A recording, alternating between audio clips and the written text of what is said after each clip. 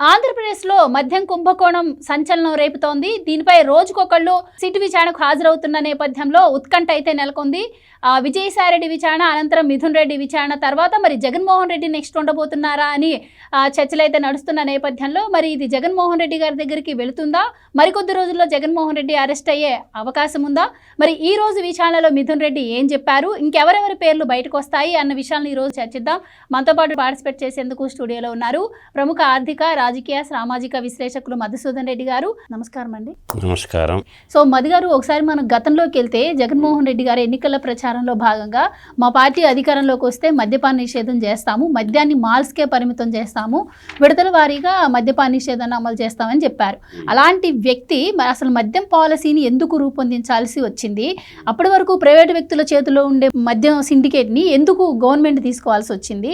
అలాగే అసలు ముఖ్యంగా దీంట్లో మెయిన్గా డిజిటల్ ట్రాన్సాక్షన్ అనుమతి లేకుండా బై హ్యాండ్ క్యాష్ తీసుకోవటం, ఇదంతా కూడా క్లియర్గా అర్థమయ్యేలాగా చెప్తుంది కుంభకోణం జరిగింది అని చెప్పి. అయితే అసలు లేని మద్య కుంభకోణాన్ని ఉన్నట్టు చూపిస్తోంది కూటమి గవర్నమెంట్. అసలు మద్యం కుంభకోణమే జరగలేదు అని చెప్పి వైసీపీ వాదిస్తోంది. నిజంగానే ఆంధ్రప్రదేశ్లో అసలు మద్యం కుంభకోణం జరగలేదు అంటారా? అండ్ నిన్న విజయసాయిరెడ్డి విచారణ తర్వాత ఈరోజు మిథున్ రెడ్డి విచారణ ఉంది. సో అసలు మిథున్ రెడ్డి ఈరోజు ఏ విధంగా అధికారులకు సహకరించారు, దీని తర్వాత నెక్స్ట్ ఏం జరగబోతుందంటారు, ఎవరి పేరు రాబోతుందంటారు? బిగ్ బాస్ ఎవరు? లెక్కర్ స్కామ్లో బిగ్ బాస్ ఎవరు? లెక్కర్ స్కామ్ జరిగిన మాట వాస్తవం.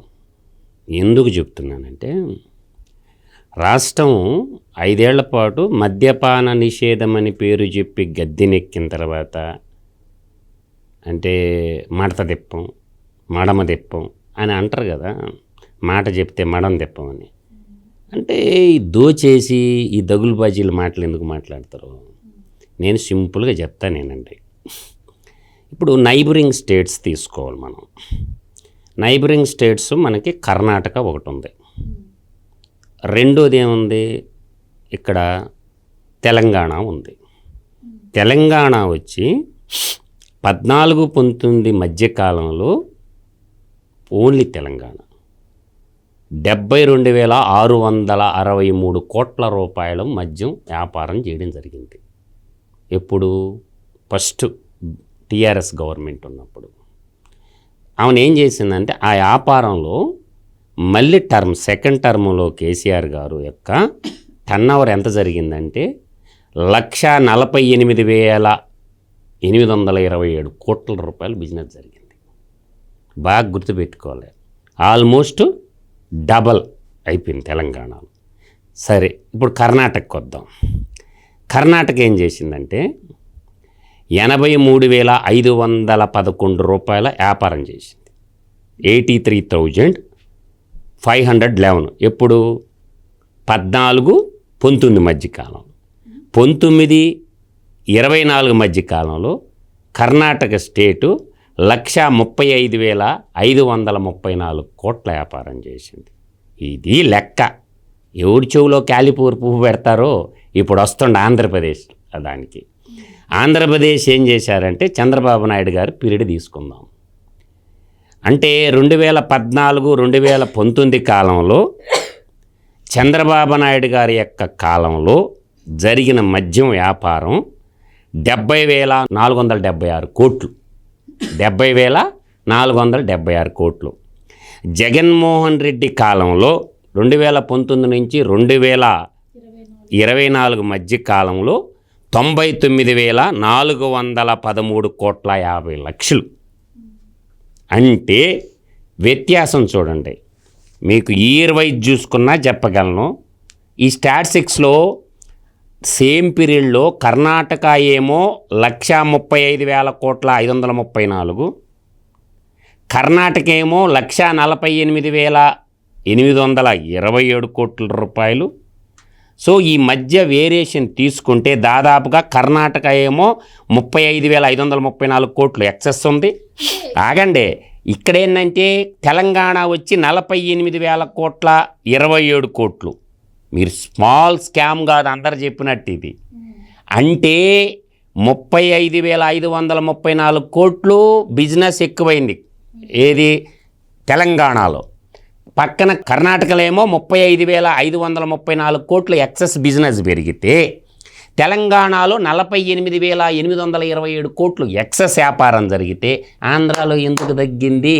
ధరలు కూడా ఎక్కువే ఆంధ్రాలో. ఏ రకంగా చూసినా ఆ ఎక్సెస్ కూడా కొట్టేశారు. అనాథరైజ్డ్గా కేసులు పంపించేసి డబ్బులు వీళ్ళు వసూలు చేసుకున్నారు. ఏవైనా ట్యాక్సులు కట్టకుండా, ఇన్కమ్ ట్యాక్స్లోకి రాకుండా, సంఘటిత నిధిలోకి రాకుండా. నేను డే 1 నుంచి చెప్తున్నాను, 31,500 కోట్ల రూపాయలు నొక్కేశారని నేను నిలబడింది ఈ పాయింట్ మీద. ఒకవైపు కర్ణాటక తీసుకున్నా, తెలంగాణ తీసుకున్నా, ఆంధ్ర తీసుకున్నా ఒకే టైం పీరియడ్ మేడం గారు గుర్తుపెట్టుకోండి.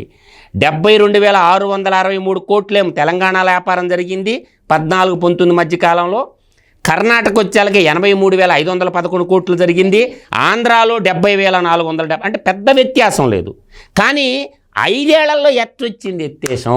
కర్ణాటక, తెలంగాణ, ఆంధ్ర. అంటే ఇంత దుర్మార్గమైనటువంటి వ్యాపారాన్ని సృష్టించి దోచేసి దాచేసి మాకేం తెలియదు, మేము శుద్ధపోసలం అనే మాటలు మాట్లాడకండి. మీరు ఎలా చెప్తున్నారు? ఈ లెక్కలతో సహా ఎలా చెప్తున్నారు? మీరే అంటున్నారు కదా, డిజిటల్ పేమెంట్ యాక్సెప్ట్ చేయలేదు, తయారు చేసింది వాళ్ళే, ట్రాన్స్ఫర్ చేసింది వాళ్ళే, అమ్మింది వాళ్ళే. ఏ లెక్కలు బయటికి రానినప్పుడు మీకు ఈ లెక్కలు ఎలా వచ్చాయంటారు? ఈ లెక్కలు ఎలా వస్తాయి అంటే తీసుకుంటే వస్తాయి. బేవరేజ్ కార్పొరేషన్ ఉంటుంది కదా, ఆంధ్రప్రదేశ్ బేవరేజ్ కార్పొరేషన్ ఉంటుంది కదా, ఆ ఇచ్చింది ఈ లెక్క. నా సొంత కవిత్వం కాదు. బేవరేజెస్ కార్పొరేషన్ ఎండీనే చేతుల్లో పెట్టుకుని ఆయన మొన్నటి వరకు ఈ పప్పులన్నీ ఉరకో. బేవరేజ్ కార్పొరేషన్ ఎండీ గారు ఇచ్చిన లెక్కే ఇది. ఆ కార్పొరేషన్ నీకు పోయినా దొరకద్ది, నాకే కాదు, ఎవడికి పోయినా దొరకద్ది ఈ లెక్క. దాంట్లో 99,413.50 లక్షల కోట్లు మేము అమ్మకం జరిపినవని, దాంట్లో అప్ టు 2023 దాకా నో డిజిటల్ పేమెంట్స్, ఓన్లీ లాస్ట్లో డిజిటల్ పేమెంట్ 617.44 లక్షలు. వాళ్ళు ఇచ్చిన డేటా నేను ఆ సొంత కవిత్వం ఏం చెప్పను నేను ఎప్పుడు కూడా.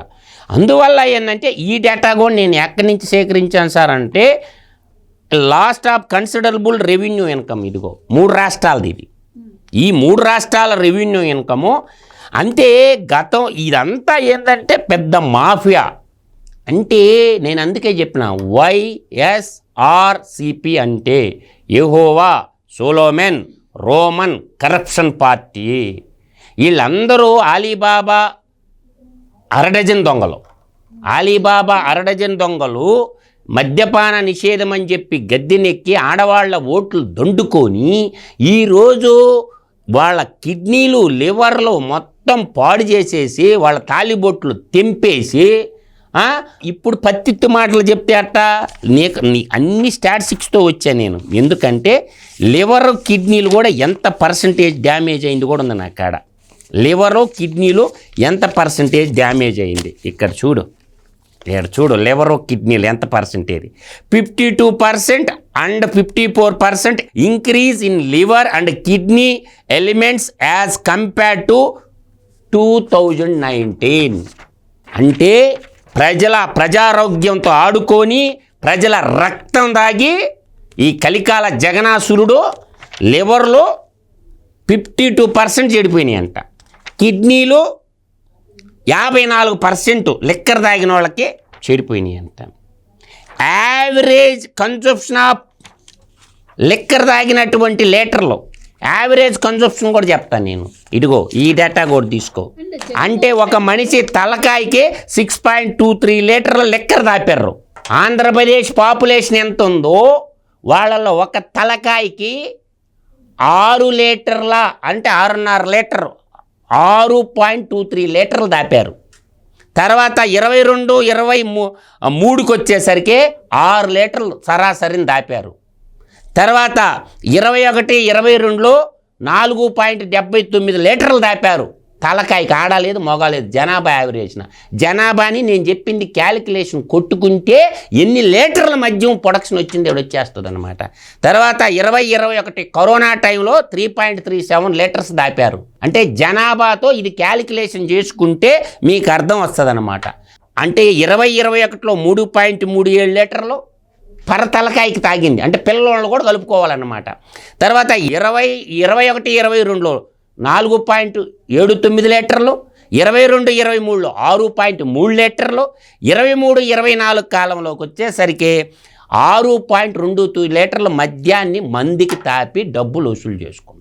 ఒకవైపేమో నేను ఇందాక లెక్క చెప్పాను కదమ్మా, 48,000 కోట్ల 227 కోట్లు, అది తెలంగాణ. అది పోనీ కర్ణాటక తీసుకున్నామంటే 35,534 కోట్లు, ఎక్సెస్ 135,534 కోట్లు. 5 ఏళ్ళ వ్యాపారం చేసింది కర్ణాటక. తెలంగాణ చేసిన వ్యాపారం మనకాడికి చిన్న ప్రాంతం. అంటే మీకు ఏ రకంగా తీసుకున్నా కూడా ఆంధ్రప్రదేశ్ పాపులేషన్ ఎక్కువ తెలంగాణ కాడికి. సో ఏ రకంగా చూసినా ఇంత పెద్ద దోపిడీ స్వతంత్ర భారతదేశ చరిత్రలో ఎప్పుడూ జరగలేదు. కాబట్టి నిగ్గు తీసి తేల్చి మొత్తాన్ని జైల్లో పారేయాలా, కాల్చి పారేయాలా ఒక్కొక్కడిని. ఇంత నీచాతి నీచమైన బతికేది. అందువల్ల ఇది మాత్రం చాలా పెద్ద కుంభకోణం అని మాత్రం నేను బల్ల గుద్ది సాక్ష్యాధారాలతో సహా నిరూపించగలను. అదాన్ డిస్టిలరీస్ అనేది కసిరెడ్డి రాజశేఖర్ రెడ్డి, కసిరెడ్డి అవినాష్ రెడ్డి, ఇంకొక అనిరుద్ధ్ రెడ్డి, చాణిక్య, సైఫు, సజ్జల శ్రీధర్ రెడ్డి, ఎవర్రా ఈ మిడతల దొండ అంతాను? ఈ మిడతల దొండంతా రాష్ట్రం మీద పడి రాష్ట్ర సంపదని, ప్రజా సంపదని దోచేసిన మిడతల దొండు. కాబట్టి ఈ మిడతల దొండుని యాక్చువల్గా ప్రమాదకారులు ఇవాళ ఇప్పుడు మాయోయిస్టుల్ని గ్రీన్ హంట్ పేరుతో ఏరిపారేస్తారు. వీళ్ళ ఏరాల స్వచ్ఛందంగా కేంద్ర హోంమంత్రి రంగంలోకి దిగి ఈ మాయోయిస్టుల్ని ఎట్టారుతారో వీళ్ళని అట్టేరాల. వీళ్ళు అంతర్గత తీవ్రవాదులు, ఆర్థిక ఉగ్రవాదులు. కాబట్టి వీళ్ళు సమాజంలో పెద్ద మనిషి ముసుగేసుకొని రాజకీయ పార్టీ పెట్టుకొని ఆర్థిక ఉగ్రవాదులను ఏరిపారేయాలనేది నా యొక్క డిమాండ్.